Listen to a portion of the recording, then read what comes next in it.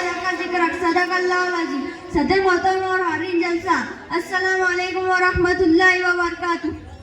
मैं आप हजरात के सामने हमारे नबी सल्लल्लाहु अलैहि वसल्लम का जिक्र पैदाइश से पहले इस उन्वान पर मुख्तसर तकरीर पेश करने की सआदत हासिल कर रहा हूँ। मुझे उम्मीद है कि आप हजरात मेरी इस तकरीर को बगौर समाअत फरमाकर मेरी हौसला अफजाई करेंगे।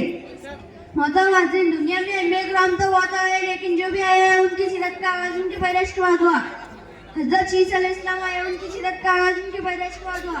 हज़रत नूह अलैहिस्सलाम आए, उनकी सीरत का आगाज़ उनकी पैदाइश के बाद हुआ। हज़रत ज़करिया अलैहिस्सलाम आए, उनकी सीरत का आगाज़ उनकी पैदाइश के बाद हुआ। हज़रत हारून अलैहिस्सलाम आए, उनकी सीरत का आगाज़ उनके पैदाइश के बाद हुआ। हज़रत मूसा अलैहिस्सलाम आए, उनकी सीरत का आगाज़ उनके पैदाइश के बाद हुआ। हज़रत इब्राहीम अलैहिस्सलाम की सीरत का आगाज़ उनके पैदाइश के बाद हुआ। हज़रत इस्माईल अलैहिस्सलाम की सीरत का आगाज़ उनके पैदाइश के बाद हुआ।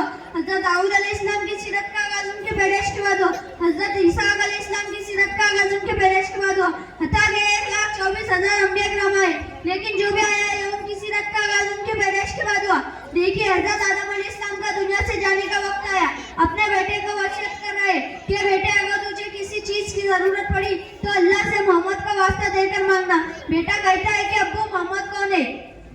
जनाब आदम अलैहिस्सलाम फरमाते हैं कि बेटे सुन ले, बात इतनी सी है कि अगर मोहम्मद को दुनिया में ना आना होता तो कायनात ना बनती। अगर मोहम्मद को दुनिया में ना आना होता तो कायनात का निज़ाम सजाया ना जाता। अगर मोहम्मद को दुनिया में ना आना होता तो दुनिया का निज़ाम सजाया ना जाता। कुछ भी ना होता बेटे। ये सब चीज़ें मोहम्मद मुस्तफ़ा के वास्ते बनाकर सजाई गई है। यही तो मायने है वरफ़अना लका ज़िक्रक। ए पैगंबर, हमने तेरे जिक्र को ऊंचा कर दिया, हमने तेरे नाम को ऊंचा कर दिया। ए पैगंबर, हमने तेरी बात को ऊंचा कर दिया, हमने तेरे किरदार को ऊंचा कर दिया, हमने तेरे गुफ्तार को ऊंचा कर दिया, हमने तेरे जिक्र को ऊंचा कर दिया। मैं इस शेर के साथ अपनी तकरीर खत्म करना चाहता हूँ। तारीख अगर ढूंढेंगी सानी है मोहम्मद, तारीख अगर ढूंढेंगी सानी है मोहम्मद, सानी तो बड़ी चीज़ है, साया भी न मिलेगा। वमा अलैना इल्लल बलाग। माशाअल्लाह, बहुत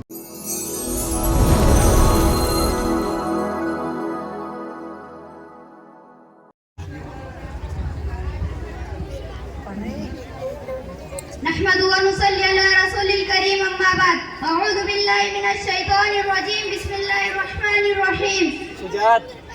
वक़ाल नबी सल्लल्लाहु अलैहि वसल्लम, अत्तौरू शत्रुल ईमान। सदर मोहतरम और हाज़रीन मजलिस, यूं तो हर मज़हब, हर कल्चर, हर तमद्दुन और हर मुल्क में सफाई और पाकीज़गी पर जोर दिया जाता है, लेकिन जिस जामियात के साथ इस्लाम में सफाई और पाकीज़गी पर जोर दिया गया उतना किसी दूसरे मज़हब में नहीं। अगर आप गहरी नज़र से इस्लामी तालीमात का मुताला करेंगे तो यकीनन एतराफ़ करेंगे कि इस्लाम ने हमें हुआ जायज़ पाकीज़गी का हुक्म दिया।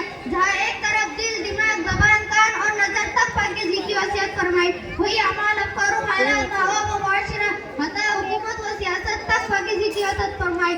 चुनांचे फरमाया कि दिल पाक व बातिनी अमराज़ से, दिमाग पाक व फासिद ख्यालात से, नज़र पाक व ममनुआत व मुहर्रमात से, कान पाक व ग़ीबत व चुगली सुनने से, ग़िज़ा पाक व हराम के आजिज़ से, सियासत पाक व मक्कार व फरेब से, गर्ज है कि सारा माहौल व मुआशरा पाक व जुल्म व अदवान, बेहयाई और अड़ियानियत से।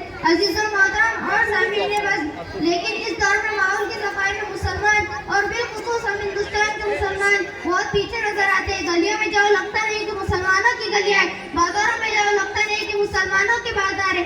अरे वो मजहब जिसने पाकीज़गी को नफ्स ईमान करार दिया, क्या वो हमें इसकी इजाजत देता है कि आवाम को आलूदा पानी पीने के लिए फराहम करे? बल्कि हमारी सोच अंदाज बन गई और सब अंदाज में मुसलमान भी ये कहते हैं, जब दूसरे कानून की पाबंदी नहीं करते तो हम भी नहीं करेंगे, जब दूसरे पाकीज़गी का एहतराम नहीं करते तो हम भी नहीं करेंगे। लोग बाजारों और गलियों में गंदगी डालने से इस्तेराम नहीं करते तो हम भी नहीं करेंगे। लिहाजा ज़रूरत इस बात की कि हम में से हर एक की सोच ये बन जाए कि अगर मैं सबसे पहले अपनी ज़िंदगी इल्म सांचे में डाल दूँ तो इंशाअल्लाह हर एक की ज़िंदगी इल्म मज़े में हो जाएगी। दुआ ये है कि अल्लाह हमें सही फिक्र और ज़िंदगी के हर शोबे में सफाई और पाकीज़गी का एहतमाम करने की तौफीक अता फरमाए। वमा अलैना इल्लल बलाग।